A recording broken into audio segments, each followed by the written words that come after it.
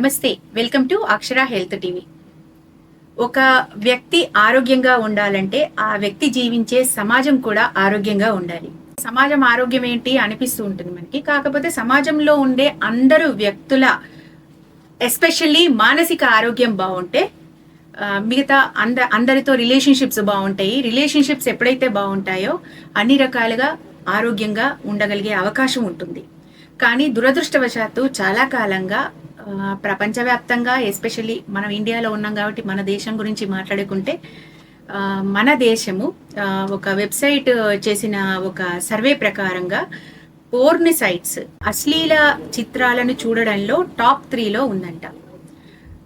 అది చాలా దురదృష్టకరమైన విషయం. మేబీ అందుకేనేమో అత్యాచారాలు, అన్యాయాలు అన్ని రకాలుగా ఆడపిల్లల మీద కుటుంబ పరంగా కావచ్చు, సామాజిక పరంగా కావచ్చు, వర్క్ లైఫ్లో కావచ్చు, ఎక్కడ చూసినా అవే మనం చూస్తూ ఉన్నాం. కాకపోతే దీనికి ఒక చిన్న ఉపశమనం ఏంటంటే ఇటీవల సుప్రీంకోర్టు ఇచ్చిన ఒక తీర్పు. అది పోక్సో చట్టం ప్రకారంగా ఒక అతను ఫైల్ చేసిన తమిళనాడులో ఫైల్ చేసిన కేసుకి రిజల్ట్గా అల్టిమేట్గా సుప్రీంకోర్టు ఏమని తీర్పిచ్చిందంటే పిల్లలకి సంబంధించిన అశ్లీల చిత్రాలు గనుక ఎవరి ఫోన్లో అయినా ఉంటే అది నేరం అవుతుంది, వాళ్ళు చూసినట్టయితే అది నేరంగా పరిగణించబడుతుంది అనేది ఒక యాక్ట్ వచ్చింది. సో ఇది మన సమాజం పైన ఒక రకంగా ఒక ఆరోగ్యకరమైన ప్రభావానికి నాంది పలుకుతుందని నేను ఆశిస్తున్నాను. సో ఈ సందర్భంగా ఒక చిన్న వీడియో చేద్దాం అనిపించింది. అందుకే నాతో పాటు నా ఫ్రెండ్ భవాని కూడా ఉంది. హాయ్ భవాని. హాయ్ అందరికి. పిల్లల పట్ల ఒక లైంగిక వాంఛ కలగడం లేదా పిల్లలని లైంగిక వస్తువులుగా చూడడం అనేది ఖచ్చితంగా అదొక మానసిక దౌర్బల్యం, అది వ్యాధి, ఒక సైకలాజికల్ డిజార్డర్ అనిపిస్తుంది నాకు. డిజార్డరే కదా అది. రియల్లీ శారీరకంగా కావచ్చు, సామాజికంగా కావచ్చు, ఆర్థికంగా కావచ్చు, అన్ని విధాలుగా పిల్లలు అనేవాళ్ళు వాళ్ళ డిపెండెన్సీని రకరకాలుగా క్యాష్ చేస్తాం. అందులో ఇది పరాకాష్ట. లైంగిక వస్తువులుగా పిల్లల్ని చూడడం అనేది ఒక పరాకాష్ట.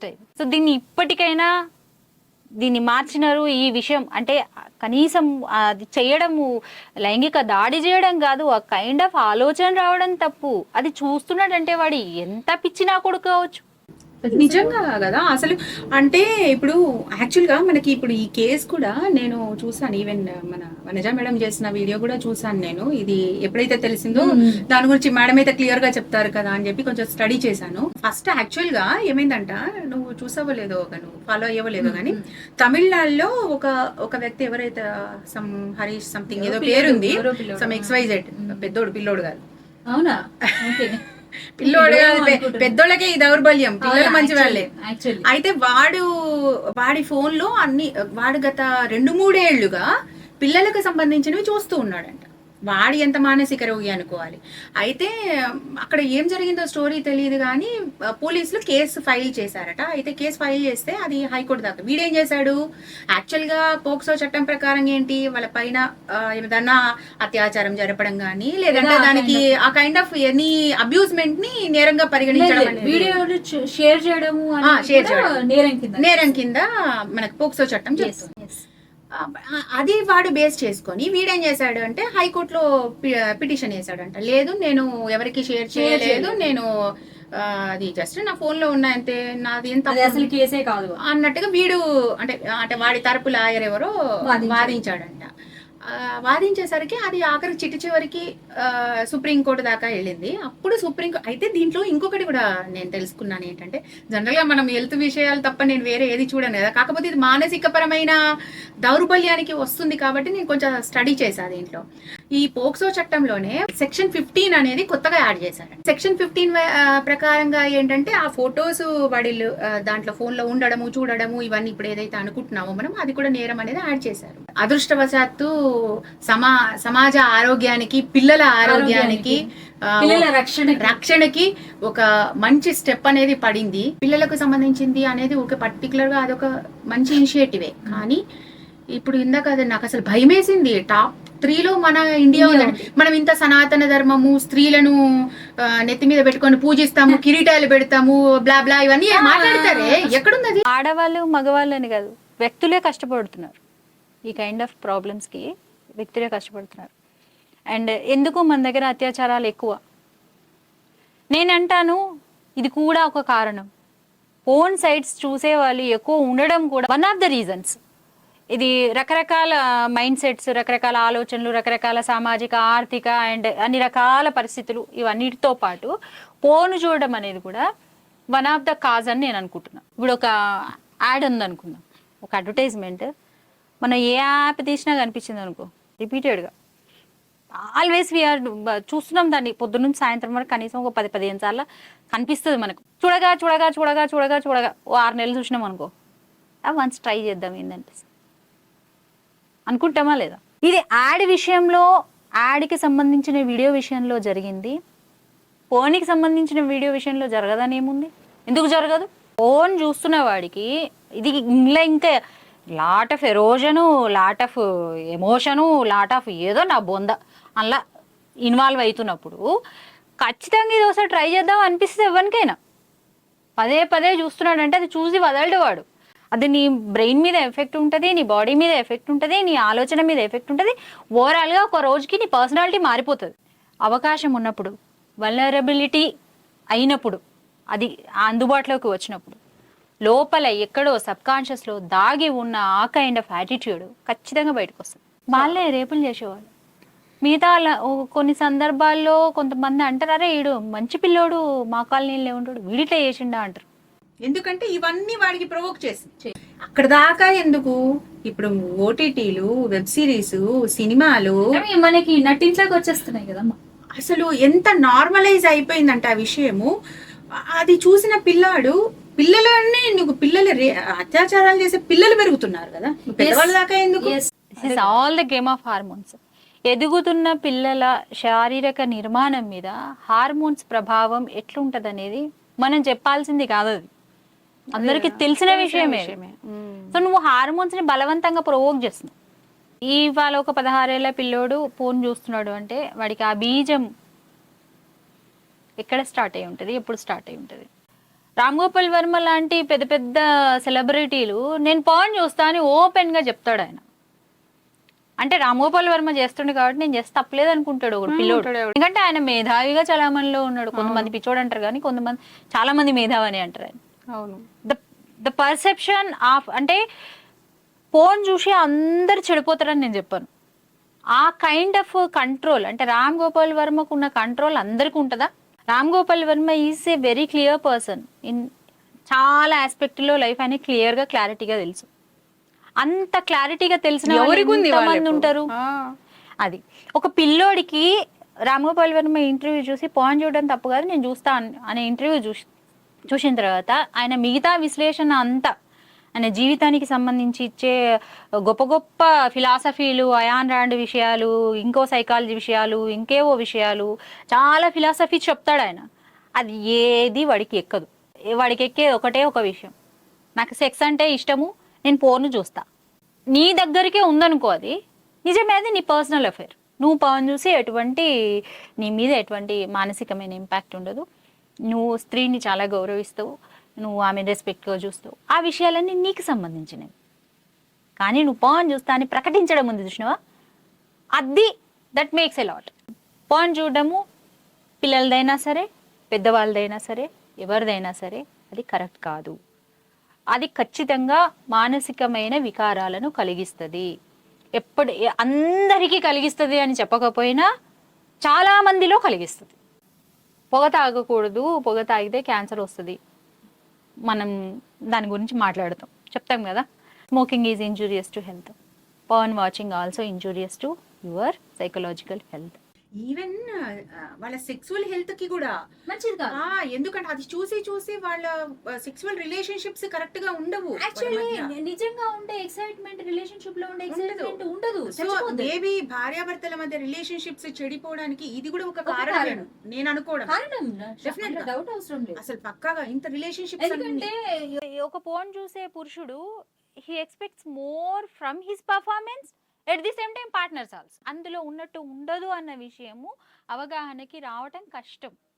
చాలా మందికి రాదు, ఎందుకంటే అక్కడ కూడా మనుషులే కనిపిస్తున్నారు కదా వాళ్ళకి. ఆమె అట్లా ఉన్నప్పుడు నువ్వెందుకు ఉండవు అంటాడు, ఆమె ఉండగలిగినప్పుడు నువ్వెందుకు ఉండలేవు అంటాడు. So that is the problem. దేవుడి దయ ఇప్పటికైనా కోర్టు కళ్ళు తెరిచి ఆ కైండ్ ఆఫ్ వీడియోస్ అవునంట చాలా వరకు థ్యాంక్స్ టు చీఫ్ అవును. జస్టిస్ చంద్రచూడ్ గారు చంద్రచూడ్ నిజంగా. ఒకటి. రెండోది ఏంటిదంటే ఈ మధ్య కాలంలో నాకు తెలిసిన విషయం ఏంటంటే పిల్లలకి సంబంధించిన పోర్న్ సైట్స్ ఉంటాయి కదా, వాటి గురించి సర్చ్ చేసినా కూడా అలర్ట్నెస్ పోతుందంట అక్కడికా? ఓ సూపర్.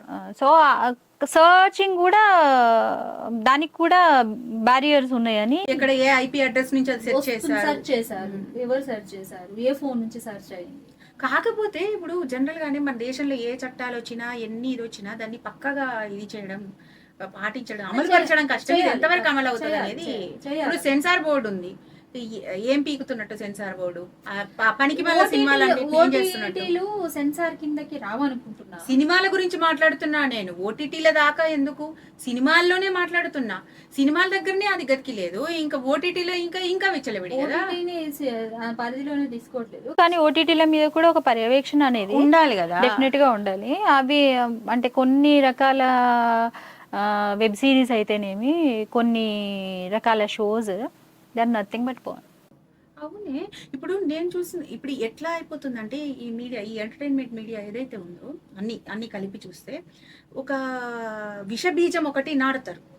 ఒక విషబీజం ఇట్లాంటి ఒక సెక్సువల్ ఎరోజన్ ని పెంచే ఒక విషబీజం నాటి అది పదే ఇప్పుడు రిపిటేషన్ వల్ల అవుతుంది నువ్వు అన్నట్టుగా పదే రిపీటెడ్గా అన్ని సినిమాల్లో, అన్ని వెబ్ సిరీస్లో, అన్ని ఓటీటీ ప్లాట్ఫామ్స్లో అదే పెడతారు.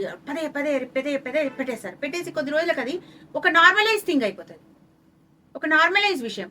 ఇదంతా కామన్. సో ఇట్లాంటివి మనం ఇప్పుడు ఒకప్పుడు తాగడం అనేది వాడు తాగుబోతుగాడని చాలా ఇదిగా చూసేవాళ్ళు. చాలా ఉన్నాయి అట్లాంటివి. చెప్పేది నేను, లంచం తీసుకునేవాడు లంచాలు తీసుకుంటాడట అని ఇప్పుడు ఎంత నార్మలైజ్ అయిపోయింది. చాలా జీతం కంటే నాతో ఎక్కువ గట్టిగా చెప్పేస్తున్నారు. నేను ఇప్పుడు మన హెల్త్ ఇష్యూస్ కాబట్టి నేను మాట్లాడుతాను. ఇప్పుడు తాగుబోతుగాడు వాడు వేస్ట్ ఫెలో అని అట్లా అలవాట్లు ఉన్న వాళ్ళకు పిల్లనివ్వకపోవడము, సిగరెట్ స్మోకింగ్ ఉన్న మన కాలంలో అలా ఉండేది. సో వీడు సినిమాల్లో చూపించి వాడు తండ్రి కొడుకులు ఇద్దరు కూర్చొని సిట్టింగ్ల మీద సిట్టింగ్లు వేసి వాడు లివర్లు దొబ్బేసేదాకా వాడు ఒక నార్మలైజ్ చేసేసి ఇప్పుడు ఏమైపోయింది, వాడు తాగని వాడు మూర్ఖుడు అన్నట్టు, మన పొగ తాగని వాడు దున్నపోతే పుట్టున్నాడు గిరీష్ అని చెప్పినట్టు అట్లా చేశారు. అంటే అందరు గిరీషాలే తయారయ్యారు. సో కాబట్టి మనకి లివర్ రోగాలు, హార్ట్ రోగాలు, క్యాన్సర్స్ అన్ని ఇంత పెరిగాయి. ఇప్పుడు ఇలాంటి విష బీజాలు ఏదైతే ఈ మానసిక రోగులు అందుకే జీవితంలో మాధుర్యం కరువైపోయింది, ఎక్సైట్మెంట్ కరువైపోయింది. ఎందుకు కరువైంది? ఇట్లా ప్రతి ఒక్క దాన్ని చూసి ఇంకా డోపమైన్ ఎక్కడి నుంచి వస్తుంది వాడికి?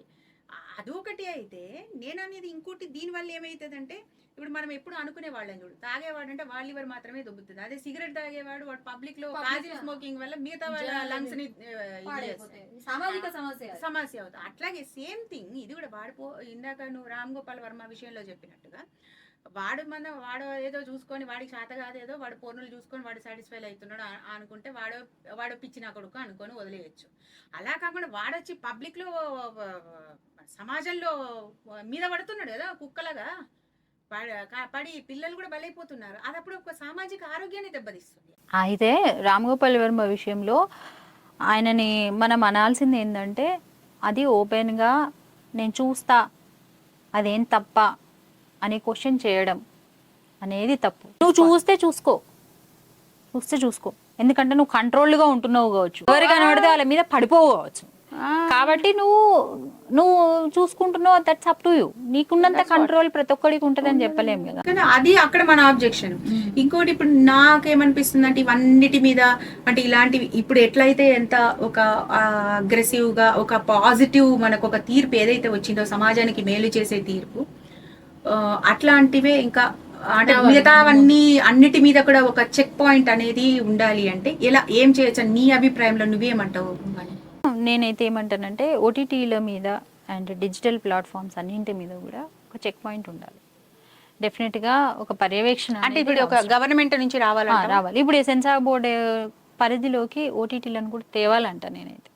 That's true. Even YouTube channels also తెస్తే ఏదైనా సరే కంటెంట్ మనం ఎక్కించే ముందర డెఫినెట్గా నువ్వు సెన్సార్ బోర్డు నుంచి నీకు ఒక అది ఉండాలి. అది ఎంతవరకు సాధ్యమైతే టెక్నికాలిటీ ఏంటిది, దానికి ఏమేమి బ్యారియర్స్ ఉన్నాయి, అసలు ఏం చేస్తే అట్లా పెట్టకుండా ఆపచ్చు. అంటే ఇప్పుడు మామూలుగా ఏదైనా అప్లోడ్ చేయడం అనేది అది సినిమా రిలీజ్ చేసినట్టు కాదు కదా, ఇష్టానికి అప్లోడ్ చేస్తున్నారు ఏది కావాలంటే. So not like that. అట్లా అప్లోడ్ చేస్తారు కాబట్టి దీన్ని ఎట్లా ఆపగలుగుతారు, ఆపడానికి ఎంతవరకు స్కోప్ ఉంది, దానిలో టెక్నికాలిటీ ఏంటి నాకు తెలియదు. కానీ ద మీడియా ఎక్స్ప్లోషన్ ఈజ్ ఒక ఆటం బాంబు కన్నా పెద్దది అయిపోయింది, న్యూక్లియర్ ఎక్స్ప్లోజన్ లాగా అయిపోయింది. ఆపాలి. దీనికి ఏదో ఒక రకమైన, ఖచ్చితంగా ఏదో ఒక రకమైన అడ్డుకట్ట మాత్రం వేయాల్సి ఉంది. ఎస్పెషల్లీ ఓటీటీ ప్లాట్ఫామ్స్ నట్టింట్లోకి అశ్లీలాన్ని నడిపించుకొస్తున్నారు. విపరీతమైన అశ్లీలము టీవీల్లో కనిపిస్తుంది, ఓటీటీలో కనిపిస్తుంది. అంటిల్ అండ్ అన్లెస్ మనకి మనంగా చైల్డ్ లాక్ పెట్టుకుంటే తప్ప పిల్లలకు అందుబాటులో ఉండకూడదని. లేకపోతే అది నట్టింట్లో ఉంది, మనం ఒక పరదా కడుతున్నాం చైల్డ్ లాక్ వేసి, అంతవరకు అది ఎంతవరకు ప్రొటెక్ట్ చేస్తుందో తెలియదు. ఒక చైల్డ్ లాక్ పెట్టి మనం పిల్లల్ని అక్కడి మన ఒక పరదా వేసుకుంటున్నాం. కానీ మన నట్టింట్లోకి అశ్లీలత నడిచి వచ్చి లివింగ్ రూమ్లో తిష్ట వేసుకుని ఉంది. అది టీవీ రూపంలో కావచ్చు, పీసీ రూపంలో కావచ్చు, ఆర్ఎల్స్ ప్రతి ఒక్కరి చేతిలో ఉన్న ఫోన్ రూపంలో కావచ్చు. వాళ్ళు రేపు గాడ్జెట్స్ యూజ్ చేయని పిల్లలే లేరు, పెద్దవాళ్ళ దాకా ఎందుకు. అవును. సో దీనికి కంపల్సరీ ఒక చెక్ పాయింట్ పెట్టాలి, ఒక అట్లీస్ట్ ఒక దీనికి ఏం చెయ్యొచ్చు అనేది ఒక కమిటీ అన్న ఆలోచించాలి. అసలు అప్లోడ్ చేసే ప్రతి కంటెంట్కి, ప్రతి విషయానికి ఒక పర్యవేక్షణ కావాలి. కానీ అది ఎట్లా సాధ్యమవుతుంది? ఐ డోంట్ నో, నాకు అంతు చిక్కట్లేదు. ఎట్లా దాన్ని పర్యవేక్షించడం ఎట్లా, అది సాధ్యమేనా అనే విషయం గురించి నేను చెప్పలేకపోతున్నా పక్కా. ఎనీవే, మనం ఏదైతే మేధావుల కన్నా వదిలేద్దాం. ఇది మనం ఒక సమస్యను, ఒక క్వశ్చన్ రైజ్ చేసాము. సో మేధావులు అండ్ ప్రభుత్వము అందరూ కలిసికట్టుగా ఈ అంశం మీద ఆలోచించి వ్యక్తుల ఆరోగ్యంతో పాటు సమాజ ఆరోగ్యానికి కూడా దోహదం చేస్తారని we hope for the best. So మనం చిట్ చాట్ గా ఇది డిస్కస్ చేసినా కూడా ఇది ఒక సీరియస్ విషయం కాబట్టి దీని మీద కంపల్సరీ ప్రతి ఒక్కరు, ఎస్పెషల్లీ అధికారికంగా ఉన్న వాళ్ళు ఆలోచిస్తారని ఆశిద్దాం. ఒక మంచి పాయింట్ గురించి మాట్లాడినావు. ఇది డెఫినెట్ గా ఆరోగ్యంలో భాగమే. మానసిక ఆరోగ్యం అనేది చాలా ఇంపార్టెంట్. మానసిక అనారోగ్యాలు అనగానే పిచ్చివాళ్ళే గారు, నార్మల్ గా కనిపించే వాళ్ళు కూడా మానసిక అనారోగ్యంతో ఉంటారు. సో ఇది ఈవెన్ గవర్నమెంట్కే కాదండి, ఈ వీడియో చూస్తున్న ప్రతి ఒక్కరు కూడా ఈ అంశం గురించి ఆలోచించి అట్లీస్ట్ మిమ్మల్ని మీరన్నా అటువైపు ఇలాంటి చెత్త సైట్ల వైపు వెళ్లకుండా ఉంటారని ఆశిస్తున్నాను. అందులో ఒక్కరు ఈ దిశగా ఆలోచించినా ఇప్పుడు మేము చేసిన ఈ వీడియో సఫలీకృతమైందని అనుకుంటాను. నమస్కారం. నమస్తే.